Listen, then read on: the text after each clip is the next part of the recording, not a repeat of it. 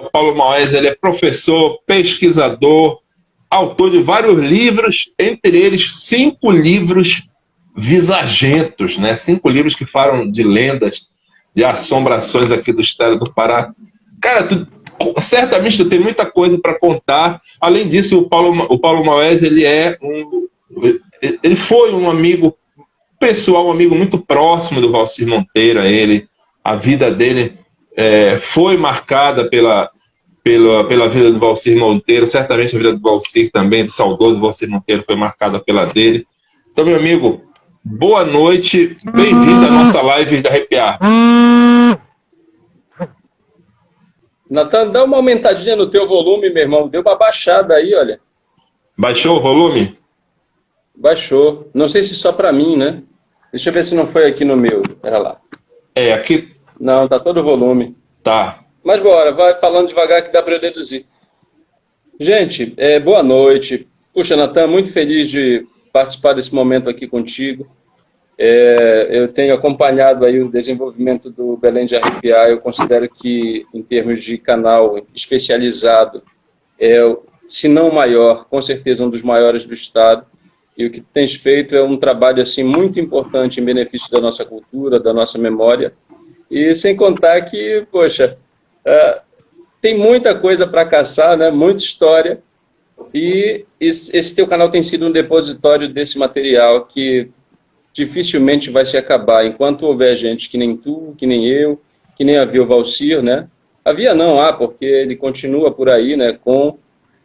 Acompanhando as visagens agora e com o trabalho dele que não acaba nunca, né? Porque o livro dele é um livro de referência e não vai ser esquecido com facilidade, né? Enquanto tiver visagem nesse mundo, o Visagens e Assombrações de Belém vai, né? Eu sempre no plural. Eu tenho aqui um volume especialíssimo, olha. Esse aqui só existem 10, né? E aí aqui é o seguinte, são 10 livros porque é uma edição mais do que especial. O livro mesmo está aqui dentro, mas ele mandou fazer 10 encadernados, capa dura isso aqui, uma edição mais luxuosa, né?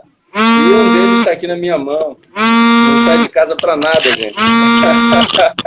Pô, legal, cara. Ei, Paulo, deixa eu te pedir uma coisa. Se o teu telefone está tocando, o vibracal dele está dando uma interferência. Não tem como tu desligar? Tá tocando. Deixa eu colocar no... É uma parenta, meu irmão, que está insistindo, olha, mas eu não vou atender, não. Depois eu dou retorno. Eu pensei que fosse uma visagem pedindo, não fala, não. Não revela. Não é visagem, é parente mesmo, que às vezes é a mesma coisa que visagem, mas nesse caso não é não. Gente boa, mas não vai dar para atender agora, né? Com certeza. Pois é, Natan, é isso que eu tenho feito na vida, caçar história, mais ou menos o que tu fazes, né? Eu acho bacana que o nosso trabalho, de certa forma, se complementa, não concorre, né? Porque o meu perfil é o perfil de um pesquisador mais acadêmico, né? Por exemplo, no canal que eu possuo no YouTube, tem vídeos que são para discutir, inclusive, aspectos teóricos dos personagens e tal. É um material que é para formação, inclusive dos próprios contadores de histórias, né? Eu já olhei teu canal. Ao perfil desses personagens. E aí o teu mete a mão na massa, vai lá e onde acontece a história. Eu estou curioso já para acompanhar a tua entrevista com o Genésio, né? Gente, quem não sabe, quem ainda não viu, o livro do Genésio é esse aqui, ó. Pois Fantasmas de Delegacia de Polícia do Pará. É um livro que é um barato, viu? Vocês vão gostar muito. Tem um vídeo lá no canal, 2, aliás. E aí vai ter esse do Natan. Juntando tudo, vai dar uma boa ideia do que é o trabalho do Genésio. E ele está empolgado, né, Natan? Isso é muito bonito. Cara, eu conheci hoje, eu fui lá na delegacia, bater um papo com ele na delegacia do Guamá, né? E o cara, além dele ter tido essa ideia aí, muito bacana de escrever um livro sobre os fantasmas das delegacias do Pará, além disso, ele é um cara muito legal, coração bom, muito engraçado, assim, um cara leve, né? E quer mostrar que a polícia, ela tem esse lado também, ela tem esse outro lado, e quer aproximar a segurança pública da população. É muito legal, a visão dele é muito, muito legal, muito bacana. Eu fiquei muito feliz de conhecer ele e sair de lá com o meu livro também. Ele me presenteou com o Poxa, livro, autografou, fiquei super feliz, cara. Genésio, um abraço para ti. Mas, Paulo, cara, tem muita coisa para eu te perguntar, mas eu vou começar com aquela capa que assustou um pouco a galera. A loura do banheiro, cara. Essa história, tu fez um livro só sobre história de loura do banheiro, é isso? Como que é esse livro aí? Conta na verdade, pra Natan, isso aqui é galera. o seguinte, está aqui o livro, muita gente conhece, esse trabalho aqui é muito usado nas escolas, Natan. Aí o que eu sempre mostro pro pessoal é a foto 3x4 dela, né? Que aí ela é uma gata, gente, ó. Uma gata, linda. O camarada estiver meio embriagado, cai, né? Meio não, completamente, né? Esse trabalho aqui, Natan, é resultado. Bom, eu sou professor, né? E aí a maioria dos meus trabalhos imprime essa marca como professor. E esse trabalho aqui é resultado de uma intervenção pedagógica. Eu trabalhava numa sala de leitura de uma escola do estado, Celina Anglada, e tem duas coisas que nunca falham quando é trabalho com criança. Uma delas é a música, e a outra, meu irmão, é a história de visagem, de assombração, de fantasma, toda essa parafernália, quando começa a contar, até Bacana. mesmo os mais medrosos, a curiosidade é maior. E aí, uma das histórias que eles mais pediam para mim era da loira do banheiro. Eu conhecia um eixo, né, da história, uma variante, e eles conheciam outras. Então, o que eu fiz? Para homenagear os meus alunos, eu juntei todas as informações sobre a loira do banheiro e coloquei num único livro. E o resultado foi esse trabalho, que é muito acolhido, Natan, nas escolas, só que também eu recebo muita queixa de professor, de diretor, Hum, diretora, né? Porque a molecada queima as lâmpadas do banheiro, meu irmão. Porque o menino não quer só saber da história, ele quer saber se aparece a loira no banheiro da escola dele. Então, uma das formas de evocar essa loira é acender e apagar 3 vezes o interruptor. Rapaz, aí nessa história de acender e apagar, o moleque queima a lâmpada do banheiro. Sempre eu ouço essa queixa, né? Mas fora isso, uma recepção muito grande em torno desse livro. Claro que o trabalho do Maciste, meu amigo Maciste Costa, potencializou o meu texto, né? As imagens chamam muito a atenção. E aí foi um casamento perfeito e que, graças a Deus, deu muito certo. Tem dado muito certo, porque os outros livros que eu publiquei nessa temática também têm ilustrações dele, né? Por exemplo, aqui a Histórias de Cobra Grande, o outro livro que é o Festa no Cemitério. Tem, da mesma série das Histórias de Cobra Grande, o Histórias de Curupira. Tem Cobra Grande, Terror e Encantamento na Amazônia, que esse aqui é um livro para leitores mais experimentados, mais curiosos em relação ao tema, né? Porque são 200 páginas de pesquisa, Natan. Eu desmonto a caramba. lenda aqui, nas suas variantes, conto as curiosidades, e aí é para quem quer virar cobrólogo, né? Quem quer entender realmente o personagem. E aí, isso tudo tem a participação do Maciste, é uma dobradinha que tem dado muito certo, e graças a Deus o público tem aderido ao trabalho e tem rendido, né? O E vem Macete é o rendido. ilustrador, não é isso? O Maciste é ilustrador, mas ele também é escritor, meu irmão. Ele é fera demais. Ele trabalha, ele pinta com pincéis e palavras. E com o mouse também. É fera, muito fera. Pô, muito bacana, mas calma aí, cara. Tu falou uma coisa aí que chamou a atenção. Como essa técnica liga e desliga a luz do banheiro 3 vezes para a loura aparecer? Como é essa história? O que é a loira do banheiro? Essa é uma personagem que tem praticamente no mundo inteiro, né, Natan? Tem, E tem. aí existem formas de evocar a loira do banheiro, né? Então, a mais conhecida é a de que você acende e apaga 3 vezes a lâmpada do banheiro e aí ela surgiria, né? Então, a molecada gosta de fazer esse teste para ver se a loira aparece. Geralmente não aparece. Se apareceu, ainda não me contaram. Mas eu, por via das dúvidas, nunca testo, porque eu respeito essas Vai histórias. que, Elas não né? aparecem do nada, Vai né? que, né, Então, a minha Paulo? postura sempre... No outro dia me perguntaram, Natan, mas vem cá, tu acreditas mesmo nessas histórias? Eu falei, cara, eu acredito em tudo que o meu narrador me contar. Se o meu narrador me disse que sim, o Boto apareceu e emprenhou aquela mulher, para mim essa é a verdade. Eu não coloco em xeque, sabe, Natan? O estatuto de verdade é algo muito relativo. Então, naquela comunidade, naquele contexto, aquilo é verdade. E para mim isso é importante, né? Então, se o menino disse para mim que realmente essa história da loira do banheiro, a matriz dela eu coletei em 2000, eu fui fazer um trabalho num centro comunitário, né, voluntário, contar histórias e tal, ensinar a molecada a escrever um pouquinho, fazer um projeto de leitura, lá no Marex. Ainda era só ponte, gente, o negócio era feio para lá. E aí eu fui fazer esse trabalho e um garoto comecei a contar histórias e um garoto me falou, olha, na minha escola apareceu a loira do banheiro. Sério, filho? Foi. Mas ela aparece como? Aparece com uma faca. Aí já comecei a enfeitar com mais elementos, né? E aí eu perguntei, mas ela já matou alguém? Já. Mas matou quem, cara? Foi o vigia da escola. Mas foi a facada? Não, matou só de susto. De susto. E aí, o mais curioso, aí isso explica um pouquinho não, explica muito a natureza do mito, Natan.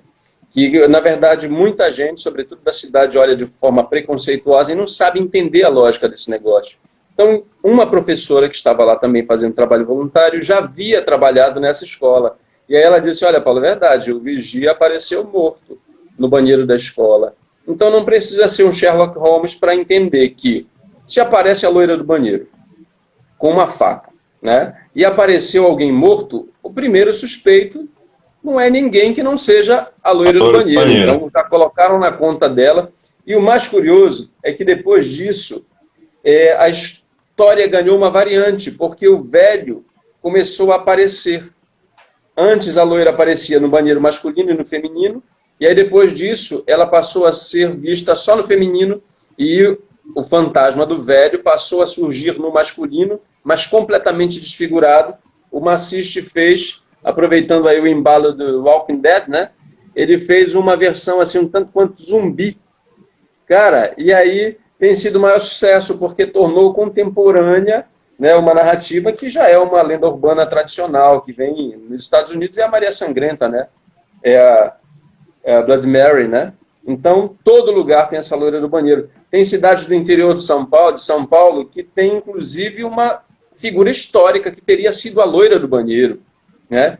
Então, essa narrativa está no embalo, mas ela não é a única mulher fantasma, né? Tu já deve ter caçado inúmeras histórias que tem como tema uma mulher fantasma, né? Mulher de branco. Eu vi o teu vídeo lá sobre a Josefina Conte, tu acrescentaste alguns elementos bem bacanas, quando tu entrevistaste a parenta, né, uma familiar da Josefina. Então, a Josefina é só um exemplo, né? Pega táxi, mas antes ela pegava o carro de aluguel, como diz lá o Valci no livro dela, né? E agora, Natan, já escutei histórias que ela está chamando por aplicativo, cara. Ela está chamando táxi, está chamando Uber, né? Então, essa é uma dinâmica bem interessante do mito. Ele nunca vai se extinguir, porque ele sempre vai dando um jeito de se adaptar a novos contextos. Agora, então, Paulo, o que acontece? Essas personagens antes surgiam em carruagens, surgiam em trens, surgiam em bondes, em ônibus, aí em táxis. Então, certamente, na medida em que os meios de transporte forem se modificando, elas também vão se adaptando, se ajustando, né? Claro que tem pontos que são bem interessantes para reforçar essa identidade, digamos, um tanto quanto carregada de determinados aspectos, de determinados lugares. Por exemplo, ali o Manuel Pinto da Silva, a Keila deve estar por aí assistindo a gente, né? Tá. O Manuel Pinto da Silva, uma especialista no Manuel Pinto da Silva. Ali tem todo um estigma por conta do terreno, né, meu irmão? O terreno era um espaço usado para sepultamento de pessoas, e ali tem uma carga muito negativa. As pessoas continuam até hoje, eu vi um caso recente, né, indo lá para cometer suicídio. Então, é um assunto que, sinceramente, inesgotável, Natan, tem muita coisa. E cada vez que a gente fuça mais, acha uma variante, acha um aspecto que não existia antes. E aí, aquele lance de quem conta um conto, aumenta um ponto, e aí a gente vai... Esse ponto é um ponto gramatical, né? Que nunca é um ponto final, né? Sempre ponto em seguida. É professor de português, né, gente? Então... Agora, Paulo, deixa eu te perguntar, para a gente encerrar o assunto do livro A Loira do Banheiro e passar para um outro.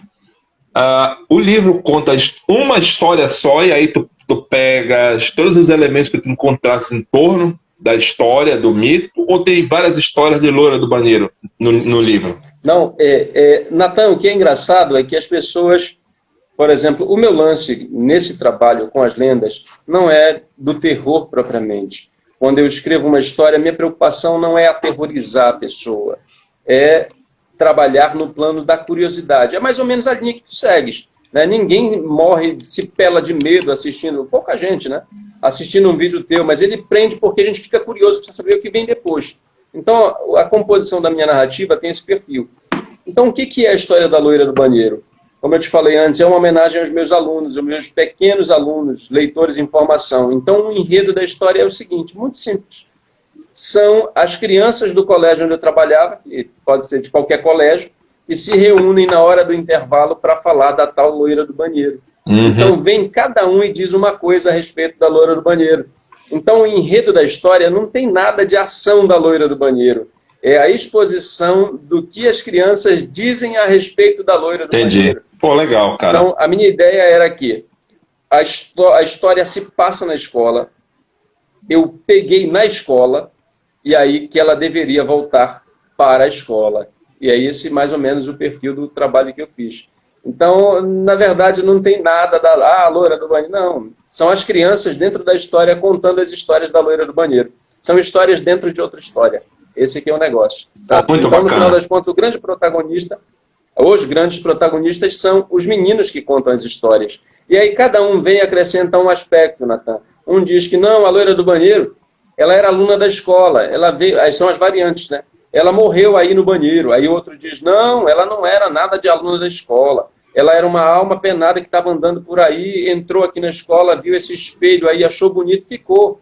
Aí outro disse, não, ela era aluna da escola e foi assassinada dentro do banheiro.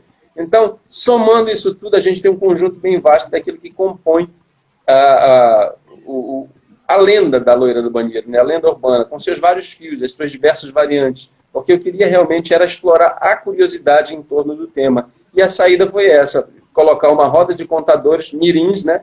E deixar a coisa fluir. Pô, muito bacana, cara. Muito legal. Paulo... É malandragem o nome disso, né, Natan? Paulo, é o seguinte, aí tu tem mais 4 livros, aí tem 2 sobre Cobra Grande, né, que tu mostraste o livro ainda há pouco, tem um sobre Curupira, e tem um outro livro que fala sobre visagem de cemitério. Esse aqui, Natan, A Festa no Cemitério. Festa no Cemitério. Esse livro aí, conta um pouco, são várias histórias, é uma só, conta um pouco. Natan, é o seguinte, essa história, como é que funcionam os outros livros? Por exemplo, o Histórias de Cobra Grande e o Histórias de Curupira tem 10 histórias. Olha, Mônica, um beijo para ti. É que eu não consigo ver, pessoal, deixar um abração para todo mundo, todos os comentários, né? Que é muito pequeno aqui na tela do computador, eu tô com uma luz, ó, tudo no improviso, gente. Olha, fica fantasmagórico. Fica. E aí eu fico meio cego, né? Mas beijo, Mônica, beijo para Keila, para todo mundo que está assistindo. Então, são 10 narrativas aqui coletadas, né, Natan? E aí, o que acontece? A minha ideia sempre é fazer um lance da coletânea. Mas só que, no caso dessa história, eu achei tão bacana que eu resolvi fazer um livrinho só para ela. É uma narrativa pequena, né? Tem aí, olha, tem muita ilustração, tem o texto, que é médio, né? Sei que no Word, Natan, não chega a 2 páginas escritas, ó. Porque aí é aquela história, né? As ilustrações potencializaram. E o que é mais bacana? Eu vou contar a história, né, para o pessoal perceber que sempre tem uma loira. Por que eu resolvi fazer um livro à parte? Porque essa é uma história que me agrada como leitor. Quem me contou foi o José Maria, que foi meu aluno na Universidade Federal do Pará. Eu fui dar um curso, no curso de letras, né? Na licenciatura em letras, lá em São Sebastião da Boa Vista. E aí ele me contou essa história, me agrada como leitor, porque é um misto de terror, ao mesmo tempo que tem um lance do susto, tem um lance desse suspense, tem o humor. Aí eu acho que é uma mistura perfeita.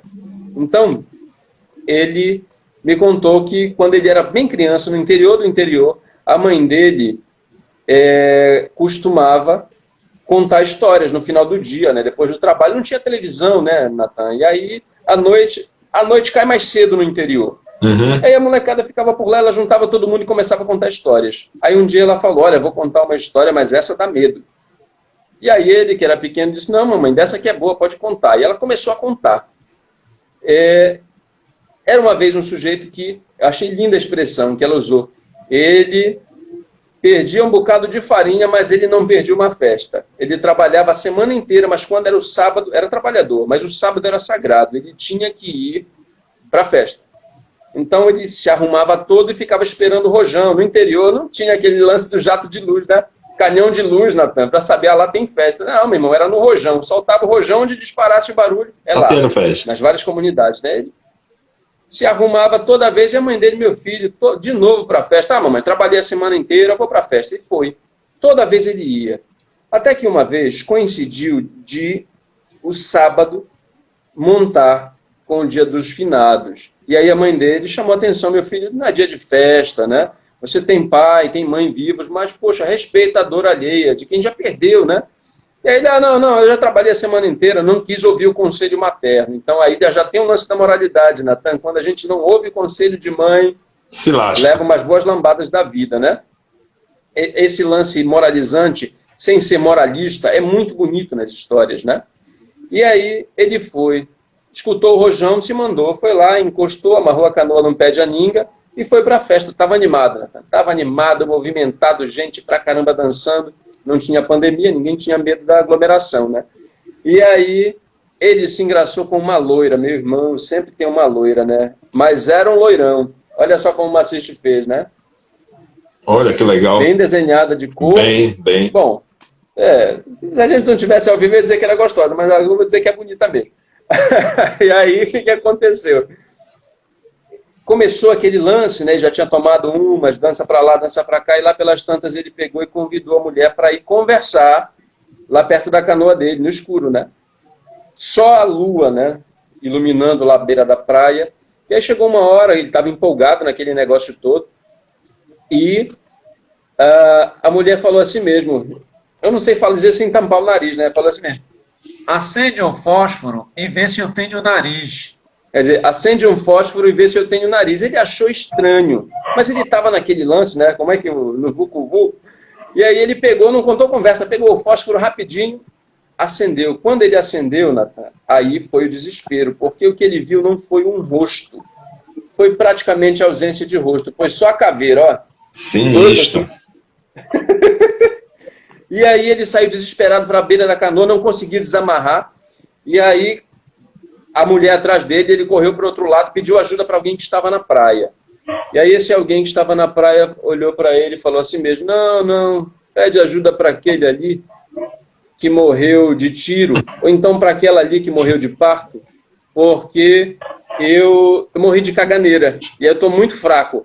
Aí que ele viu, parece que tiraram uma venda dos olhos dele, e ele viu que todo mundo que estava na festa era zumbi, era morto, era cadáver, era presunto, era morto mesmo. Ele estava numa festa de finados mesmo. E aí mesmo. todo mundo foi para cima dele, Natan. Ele, desesperado, arrancou a canoa do pé de aninga, arrastou o pé de aninga mesmo, perdeu os remos, foi remando no braço. A sorte dele, conforme o narrador frisou, foi que as caveiras afundam, senão teriam perseguido ele. Já chegou ele na casa dele completamente ardendo em febre. E aí teve que ir para uma benzedeira, fez um tratamento e depois disso nunca mais que ele deixou de escutar um conselho da mãe dele. Né? Então, esse é o enredo da história. Tem alguns detalhezinhos que vão surgindo no meio do texto, né? Que aí não dá para contar tudo, mas a síntese é essa. E é uma história que também faz muito sucesso nas escolas, por conta desse tom engraçado também, né? E aí o que me chama a atenção é o fato de ter uma loira, né? Geralmente é mulher fantasma, gente.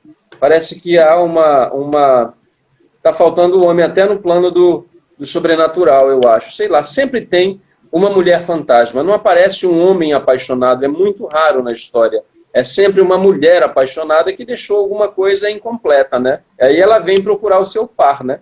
E aí acontecem determinadas coisas assim de arrepiar mesmo, né? Que história sinistra, cara. Pô, bem sinistra essa de arrepiar de verdade.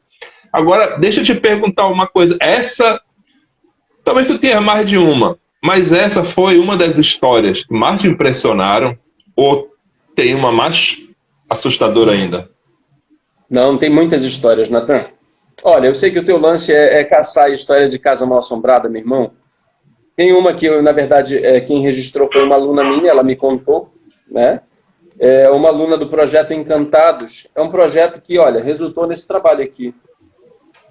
Olha aí. Narradores do Guamá. Isso aqui é um livrinho que eu organizei, mas a produção é toda da garotada que trabalhou comigo. Olha, tem ilustrações dos meninos e tem os textos. São histórias que eles coletaram. E aí a minha aluna estava coletando várias histórias para escolher uma para o livro. Não foi essa que eu vou contar que está no livro. Isso aqui depois eu vou fazer um vídeo, Natan, para dizer como é que o pessoal pode adquirir, porque quem vai gerenciar a venda disso são os meninos que são autores do livro. É um livro feito com patrocínio da Fumbel, e aí não me pertence, pertence aos meninos. E eles que vão fazer comercialização disso. Recomendo que o pessoal fique atento lá no canal, convido o pessoal para se inscrever, né? É um canal que é especializado em arte e cultura, e agora, como virou minha sala de aula, Natan, em educação, né? Então, como que é o balaio nome? de gato é diferente do teu, que é específico, né? É isso. O meu tem isso, tem tanta coisa, meu irmão, que eu não sei nem classificar. Balaio de gato é o que Como que é o nome do canal? Melhor, né? O nome então, do canal, todo mundo convidado, gente, a conhecer e, se gostar, se inscrever, né? Então, o que acontece, Natan? Paulo, só um eu minuto. coletei várias histórias de casas mal-assombradas, mas a que mais me causou impacto, por conta da contemporaneidade dela, é a que envolve uma história bem real mesmo, bem recente, que é a da chacina do Guamá. Eu moro no Guamá, aqui perto da minha casa, né? Eu estava dormindo e aí a minha esposa me chamou, me acordou assim, me assustou. E olha isso aqui, já tinha mandado para ela imagens pelo WhatsApp. E aí eu olhei assim, apavorado, meu Deus do céu, esse Rio de Janeiro não tem jeito. Ele falou, que Rio de Janeiro, menino? É bem aqui, perto da casa da mamãe. Minha sogra mora ali, passando Barros Barreto, né? E eu fiquei espantado. Então, essa minha aluna mora lá, na Passagem Jambu.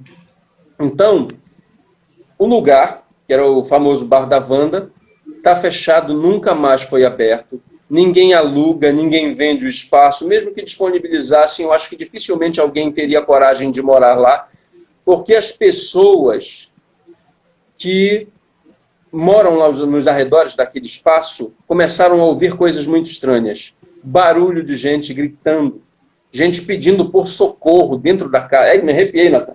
Caramba. Gente gritando por socorro, é um negócio pavoroso mesmo.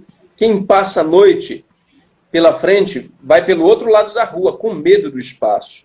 Então, essa casa se soma a tantas e tantas, né, que tem histórias com esse perfil de um lugar que passa a ser amaldiçoado. Acho que no Brasil inteiro, o caso mais assim famoso é o espaço onde está, mudou de nome, né? É o edifício Joelma. Teve aquele grande incêndio na década de 70 que tinha sido cenário, aquele espaço do famoso crime do poço, né? O camarada matou a família e jogou dentro do poço depois. Então, dificilmente vai acontecer alguma coisa ali, né, de alguém morar, porque enquanto lembrarem da história, aquele espaço não vai ser habitado. É que nem, por exemplo, na 3 de Maio, tinha um prédio lá e esse prédio caiu. Aquele espaço jamais vai ser usado para habitação. Eu passei no outro dia lá em um estacionamento. Dificilmente alguém vai construir, porque é um espaço que passou a ter um estigma muito negativo, né? Então essa história me impressionou, Natan, porque aconteceu um dia desses. E aí o imaginário, quer dizer, quando eu falo imaginário, gente, é muito importante frisar isso. Imaginário para mim não é algo inventado, tá? Imaginário para mim é algo... O que é o mito? É uma forma diferente de leitura da realidade, é uma forma diferente da leitura da ciência. Então, quando a gente está com medo, há um dispositivo aqui dentro que deforma as imagens, não forma, não cria, ela transforma uma imagem. Então, quando a gente está com medo, um gato passar do nosso lado me parece um dragão. Então, parte dessas narrativas tem esse perfil, mas com isso eu não descarto a possibilidade, e até creio nisso, de que há muito mais coisas entre o céu e a terra, né? Para citar o Shakespeare aqui. Tem muita coisa que a gente não tem como explicar, gente. Não tem como explicar mesmo, né? Como é que se explica? Na minha casa, quando eu era criança, violão pendurado, né? E aí eu ouvia o barulho de violão, pensava que era o vizinho. Era o violão de casa que tocava sozinho, gente. Como é que se explica isso? Né? Então, tem inúmeros fenômenos que não têm explicação. Casa mal assombrada, uma parte delas é porque, por exemplo, casas antigas de madeira, durante o dia ela pega aquela quentura, mas durante a noite, com a mudança de temperatura, a casa começa a estalar. Então, essa imagem do estalar de casas pode ser deformada para, por exemplo, a imagem de alguém andando no corredor da casa. Isso é completamente normal, gente, né? É possível de acontecer, mas também pode acontecer de realmente aparecerem algumas coisas que não estão num plano que a gente possa explicar racionalmente. Então, por isso, a minha postura é sempre de respeito com relação ao meu narrador. Quando eu vou escutar uma história, É isso mesmo? Então, é isso a verdade. Porque eu sei que a verdade também pode ser algo muito relativo. E eu não gosto desse negócio, Natan, da pessoa já ter uma postura preconceituosa. Eu já cheguei em vários lugares, quando eu fui perguntar quem eram os narradores, as pessoas se negarem a contar as histórias, porque com receio de eu, poxa, escarnecer delas, né? Porque tem gente que faz isso, lamentavelmente. É muito triste isso, porque esse é um patrimônio cultural, assim, maravilhoso, e que a gente tem que valorizar e tem que levar adiante, tem que registrar, né? O nosso papel não é propriamente explicar, né? É registrar. E aí é isso que eu tenho tomado como missão, o teu trabalho também tem esse perfil, e aí quanto mais gente fazendo isso, melhor. O Valcir Monteiro, ele sempre me dizia, Natan, olha, Paulinho, quando eu partir, ele nunca dizia morrer, quando eu partir, tu não deixes a pesquisa acabar. Não, você não vai ficar muito por aqui, ficar todo sem graça, né? Eu jamais diria um negócio desse para o meu aluno. Eu digo o oposto. Vou dizer, olha, gente, não espera que eu morra para fazer alguma coisa, né? Registra a história e tal. Olha, o resultado está aqui. Então, a molecada está toda empolgada, porque são escritores, né? São meninos escritores. E é isso, Natan. Quanto mais gente, melhor. Paulo, Paulo, é o seguinte, deve ter alguma interferência na tua internet aí, tua imagem tá tremendo um pouco, tua imagem. E deu uma congelada, mas voltou, mas tá um pouco tremida. Às vezes quando tu fala, sai um pouco tremida, mas bora levando que tá fluindo a coisa mesmo assim. Deve ser visagem aí te acompanhando. Paulo, é o seguinte, tu falaste do teu canal. Dá o teu nome aí, dá o nome do teu canal pra galera que quer encontrar lá no YouTube. Gente, esse canal é um espaço para potencializar o meu trabalho como professor em especial, mas também de carona como escritor, né? Pesquisador e escritor. Então o canal tem o meu nome mesmo, né? Paulo Maués Corrêa. A Keila deve estar por aí. Eu vou pedir para ela compartilhar o link do canal, que aí o pessoal só faz clicar e já aparece direto lá no canal, né? Para visitar. É um canal que eu tenho, em que eu dou aulas de literatura, gente, e literatura valendo, viu? Eu não economizo, eu desmonto os textos mesmo, porque eu estou cansado de ouvir as pessoas dizerem que estudar literatura é muito chato. O Machado de Assis, coitado, é o mais chato de Assis, né? Puxa, as pessoas não conhecem o Machado de Assis, não sabem o quanto ele é afiado. Isso é só um exemplo, né? Postei agora essa semana 2 aulas sobre o Macunaíma, do Mário de Andrade, nas redes sociais, quando eu compartilhei. Houve até um rapaz que escreveu em inglês, né? Mas eu vou traduzir, escreveu, olha, esse livro é uma bosta. Faça eu mudar de ideia, né? Aí, claro que eu respondi com toda a diplomacia, eu convidei para conhecer, porque quando a pessoa não entende o livro, o problema nem sempre é do livro, né? O leitor precisa estar instrumentalizado para ler. O meu trabalho, nesse sentido, é para instrumentalizar. Então, essa é uma parte é uma face do canal. A outra, gente, é trabalhar com as lendas. Eu pego, por exemplo, o tema Matinta Pereira. Tem vários vídeos sobre Matinta Pereira. Eu explico o que é a lenda e conto casos que ilustram características marcantes dessa personagem. Entrevistei a minha amiga Juliana Monteiro, menina. Ela é uma performer. Ela faz o papel da Matinta, é maravilhosa. Ela contou histórias. A Keila também apareceu, a Keila Luz que está aqui com a gente. Apareceu, contou uma história muito bacana. Então, é um espaço para recepcionar os amigos, viu? Tem entrevistas também, o Genésio foi entrevistado lá também. E aí tem um lance que é a contação de histórias. Eu compartilho algumas histórias dessas que eu coleto. Essa história da passagem Jambu está lá, no vídeo Casas Mal Assombradas. Tem muito trabalho com língua portuguesa também. O meu papel como professor de língua portuguesa, fazer com que as pessoas leiam mais e melhor, e escrevam mais melhor. Então tem um conteúdo também voltado para isso, Natan. E é esse o perfil do trabalho, balaio de gato mesmo. E quando eu escolho um tema, eu desmembro. Dinheiro enterrado, aí eu conto o que é o caso do dinheiro enterrado, quais são as características. Quando você vai na beira da pista, assim, no meio da estrada, você vê um foco de incêndio, ali pode ser um lugar onde há dinheiro enterrado. Então, o que é o lance do dinheiro enterrado? É o barato de que uma alma, que era muito avara, miserável, assim, escondeu um tesouro. E aí a alma dela está presa àquele espaço e só vai se libertar quando alguém desenterrar o dinheiro. Então, gente, quando aparece uma assombração, uma visagem, nem sempre a figura quer assustar. Ela quer dizer onde está o dinheiro porque ela quer se ver livre daquele karma, né? Então, já viram, né? Fica aqui a recomendação, se vocês acharem uma visagem, perguntem se quer reza, o que está querendo informar, e de repente vocês ganham uma bufunfa, né? Nesses tempos sombrios e de crise. Normalmente o caboclo sai correndo. Quando ele vê a visagem, ele sai correndo. Porque nem saber o que ela quando quer. Ele não patina na própria...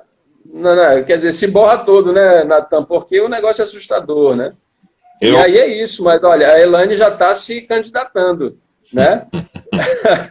Paulo, um ano desse aí, eu recebi um convite bem inusitado de uma pessoa que mora em Curralinho, né? Ela é professora, e aí ela vai dar aula nos interiores de Curralinho. E uma vez ela me mandou uma mensagem me convidando para ir lá nesse interior, porque o povo lá estava contando o seguinte, que de noite aparecia lá uma alma, geralmente ela aparecia para uma pessoa só, e pedia essa pessoa para segui-la. Olha, me segue, que eu vou te mostrar aonde tem um tesouro enterrado. Era ali numa região ali não sei se de praia ou de rio. Era na beira da água, e aí ninguém tinha coragem de ir lá, né? Natan, tu tem que vir aqui e tal, para tu seguires essa alma que ela quer mostrar um tesouro. Mas aí, dada a distância, né, e a dificuldade, eu fiquei curioso para ir lá. Não sei se a alma ia aparecer para mim. Eu acho que essas coisas eles aparecem para que eles querem, né? Eu acho que eles aparecem quando escolhem uma pessoa que acredito que vão libertá-las e usufruir daquele tesouro ali que as prende, e eles apontam a pessoa. Mas, Paulo, me diz uma coisa. Cara, pesquisando essa temática há tanto tempo, tu já foste assombrado por uma dessas visagens que tu pesquisa, Olha, cara? Natan, esses cabelos arrepiados não são à toa, evidentemente, né? Eu já tive algumas experiências, assim, no mínimo esquisitas, né? Assim, de ver vulto passando. Geralmente, essas coisas aconteciam, geralmente, naquele caso do espaço estigmatizado, né? Casas mal assombradas. E assim, não que eu gostasse de me hospedar nessas casas. Eu era professor da Universidade do Estado do Pará, isso na década passada, entre 2002 e 2004. E a UEPA, rapaz, tinha um negócio de um chama. Ela só alugava casa mal assombrada. Eram casas imensas, confortáveis, bonitas mesmo, por um preço bem cômodo, né? E aí, por que ela conseguia alugar? Porque quem morava no município não alugava de jeito nenhum, porque já conhecia a fama do lugar. Então, em Conceição do Araguaia, por exemplo, uma das casas de professores em que eu fiquei, aparecia um senhor, né? E aí aquilo já começou a incomodar a gente. Tinha um professor que via mesmo. Eu sentia um negócio assim estranho. É muito esquisito isso. É um peso assim no ombro, meu irmão, é um encosto assim, assim, desconfortável. E aí, aquele negócio começou a incomodar tanto, e a gente já começou a ficar impressionado, né? E a gente falou para a coordenadora da UEPA, ela chamou, segundo ela, conversou com o pastor fez a oração de lá da igreja dele, né? Ele não foi visitar a gente. Mas uma pessoa que morava ali perto, né, que a gente ficou amigo, conhecia a dona da casa. E aí fez a ponte para a gente conversar com a dona da casa. Essa pessoa que fez a ponte, quando a gente começou a comentar, ela falou, mas como é senhor? Olha, a estatura assim mediana, barba rala branca, tal. Quem via, descrevia, né? Eu sempre vi assim, tive aquela sensação de estar sendo observado e ver passar assim como um negócio assim, veloz demais. E aí descreveram, ela falou, esse é o seu fulano. Mas ele morava lá. Bom, mas onde ele mora agora? Não, aí ela toda cheia de dedos, né, para explicar, não, o seu fulano, ele se matou dentro da casa. Ele tinha um revólver e se matou a tiro. E aí o espaço já ficou, poxa, temido, né? Aí o que aconteceu? Eu vou falar mais devagar, Nilda, para ver se compensa, né, esse travamento. E aí o que aconteceu? A gente foi conversar com a mulher, ela ficou super impressionada, chorou, ela foi à casa conversar com a gente, e aí a gente começou a perguntar qual era a rotina dele quando ele era vivo, né? E aí ela dizia, olha, ele acordava, ele não fazia nada, ele já era era o avô dela. E a ocupação dele era tomar cuidado para desligar e ligar a bomba durante o dia. E aí teve um que já começou a chorar, né? porque era o trajeto que ele fazia da bomba para um espaço, tinha um espaço lateral bem grande que ia dar lá no Jambeiro. Era esse trajeto que ele fazia. Ele morava numa casinha lá no fundo do quintal. Foi lá que ele se matou. E aí, eu era professor da Faculdade de Ipiranga, Suzy. E aí o que acontece? A finada Faculdade de Ipiranga virou visagem também, coitada, né? Era uma excelente instituição, gente. Bom, outra história, né? E aí, Natan, quando ela falou assim, mesmo, ele acordava cedo e gostava de varrer aqui a lateral. Ele gostava de varrer a lateral. Caíam as folhas do jambeiro, um jambeiro imenso. Toda hora tinha moleque pulando o muro lá para pegar grade, para pegar jambo.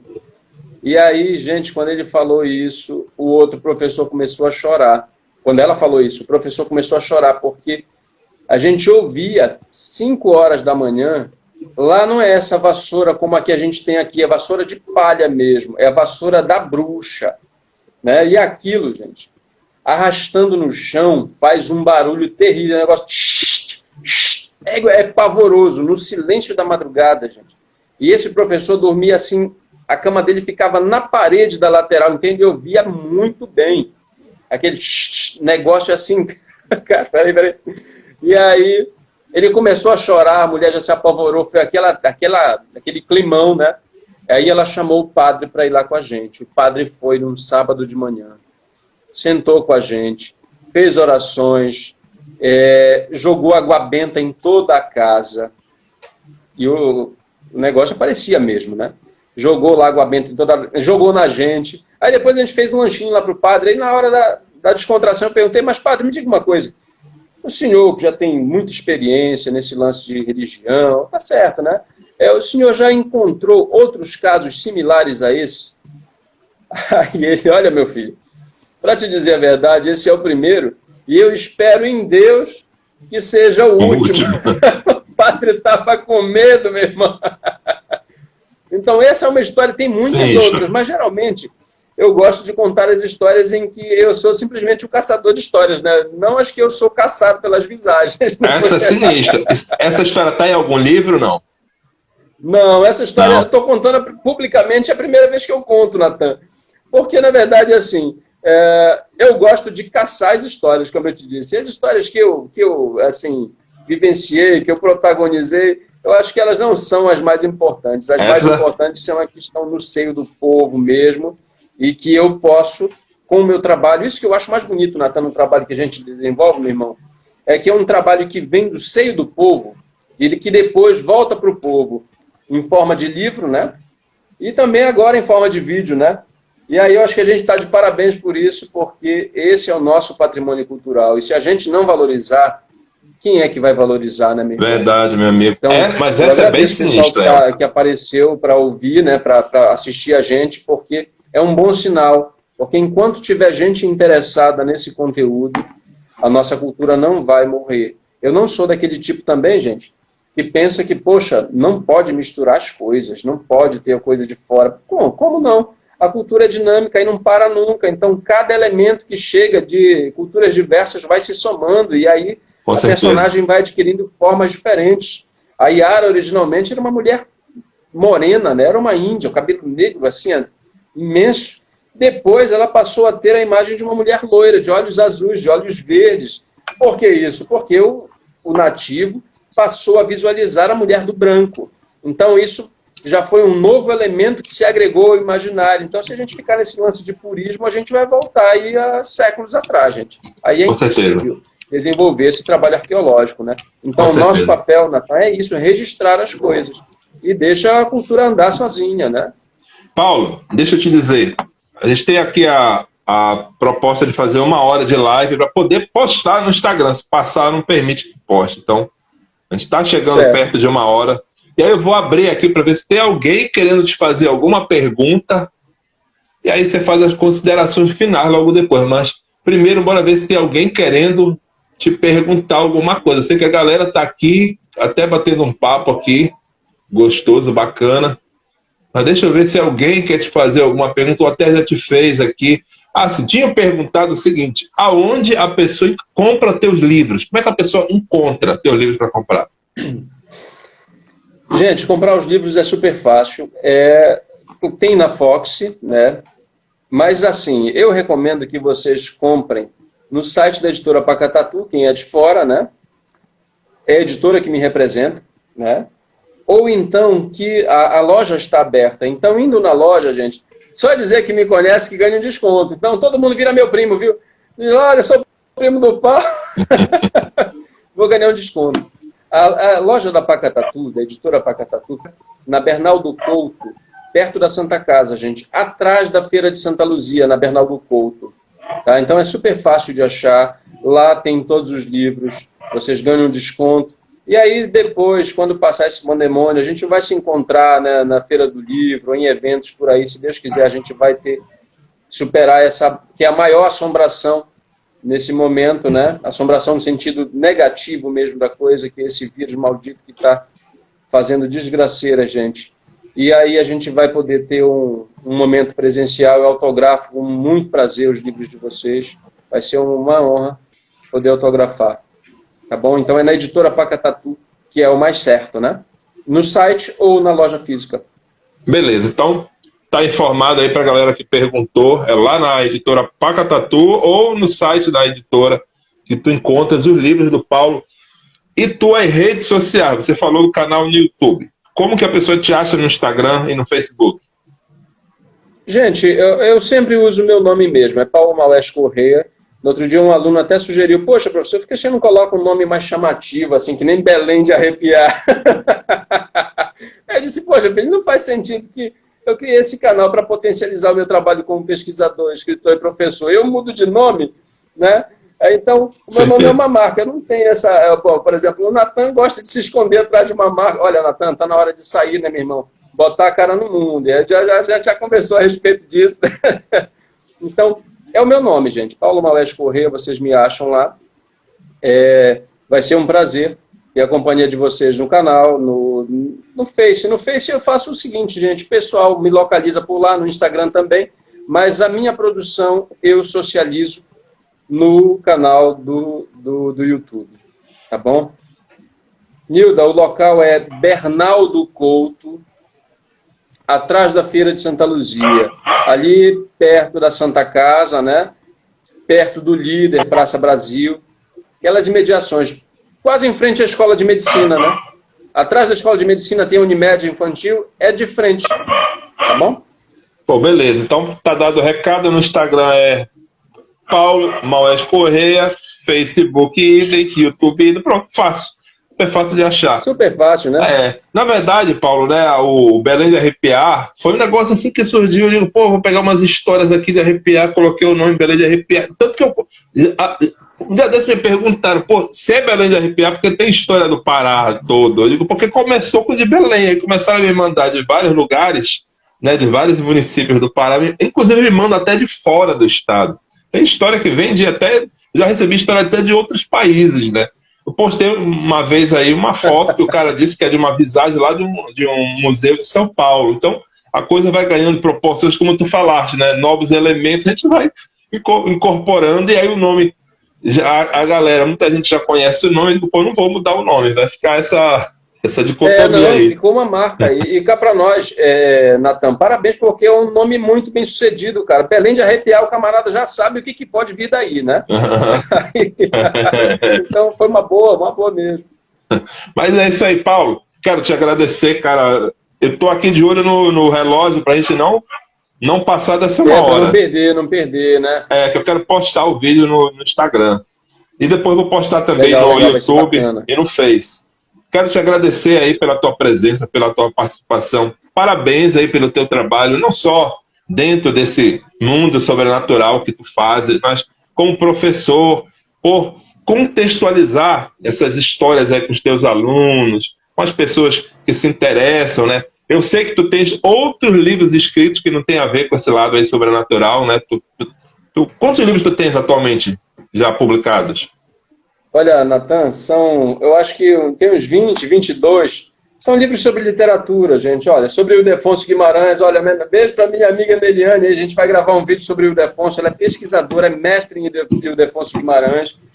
tem ensaios diversos sobre literatura, meu carro-chefe, que é o Inglês de Souza, estudos sobre poesia, sobre mitologia grega, tem uma playlist só mitologia grega lá, o Inglês de Souza está em todas, né? Que bacana. Então, tem muita coisa, gente. Livro de viagem. Ó, esse aqui, Natan, que eu não te mostrei naquele dia, ó, Viagem a Santarém, que é um livro bonito. É uma etnografia, gente. Olha lá, tudo com fotografias. É um livro maravilhoso. Isso aqui foi publicação da Imprensa Oficial do Estado. Eu só sei fazer isso na vida, gente. Só ler e escrever. E eu amo fazer isso. Eu faço isso o dia inteiro. Agora eu faço ler, escrever, gravar vídeo e correr atrás de menino. Então, essa é a minha vida. Não tem muita emoção, assim. Não faço rali, não faço nada disso. Assim. Não faço que nem o Natan, vai com as visagens, vai na casa das visagens. As visagens é que me procuram. Poxa, Natan, eu queria, meu irmão, te agradecer pela oportunidade, viu? Pelo bate-papo, prazer da conversa. Quando a gente encontra um par, é muito legal. A gente vai certamente ter outros momentos juntos e aí vai levar o teu trabalho, o meu trabalho à frente e com isso a gente vai levar a nossa cultura adiante. Te agradeço, te parabenizo pelo teu trabalho. Agradeço todo o pessoal que assistiu a gente, viu? Deixa um abraço para todo mundo. Olha, a Bruna está até mandando um abraço agora para mim. Beijão, Neliane, Keila, a Ingrid, eu vi passar por aqui rapidinho nos comentários. Para todo mundo que me conhece, quem não me conhece também, deixa um abraço fraterno. E reforço o convite para conhecerem o canal, se inscreverem no canal, curtirem as histórias, curtirem os vídeos sobre literatura, porque todo mundo tem o direito pleno de ser um melhor leitor. E aí, no canal, eu partilho ferramentas que, digamos, possibilitam esse intento de modo bem a contento, tá bom? Então, agradeço realmente, aguardo vocês lá no canal. Quando passarem por lá, deixem um comentário e tal, e aí sugestões. Fica todo mundo à vontade. A casa é nossa, gente. Tá bom? Olha, beijo, Elaine, Sandra, todo mundo, gente. Então é isso, meu irmão. Agora, tu podes dar a bênção final, encerrar a missa, pra gente não perder o vídeo. Paulo, pô, brigadão aí. Valeu mesmo. Gente, segue o Paulo lá nas redes sociais dele. É fácil de achar. É Paulo Maes Corrêa, que é o nome dele. O homem é um acervo cultural ambulante. E um acervo também sobrenatural. Pô, 5 livros ligados aí ao mundo sobrenatural, realmente o cara pesquisou. Então, brigadão, Paulo, pela tua presença. Agradeço também o pessoal que acompanhou a gente até aqui e até o próximo relato. Valeu. Eu agradeço, meu irmão. Beijão, gente. Até mais. Valeu, Natan. Até a próxima.